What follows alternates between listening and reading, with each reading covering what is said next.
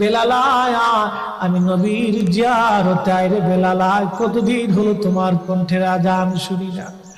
স্বপ্ন যখন নবীজি দেখাইছে, এ মুসলমান, হযরতে বেলাল সুদূর সিরিয়ার দামেস্ক থেকে পাগলের মতো দৌড়াইলেন, পাগলের মতো ছুটে আসলেন। যখন মদিনাতে আসলেন তখন তাহাজ্জুদের সময় চলতেছিল। তাহাজ্জুদের সময় চলার সময় হযরত বেলাল রাদিয়াল্লাহু আনহু কাঠের জালি দিয়ে তখন রওজা শরীফ ঘিরে রাখা ছিল। ওই জালির পাশে বসে বসে জালির সঙ্গে মাথা ঠেকাইয়া নবীর পাগল বসে বসে গুনগুন গুনগুন করে কাঁদে আর বলে, হুজুর আপনি আসতে বলেছিলেন, গোলাম এসে হাজির হয়েছে। নবী গো, আজান দিতে বলেছেন, আমি আজান দিলে আপনি আগে নামাজ আসতেন, এখন আজান দিলে কি নবী আপনি নামাজে আসবেন? হুজুর এখন আজান দিলে কি আপনি নবী নামাজে আসবেন? নতুন মুয়াজ্জিন আসছে আজান দেওয়ার জন্য।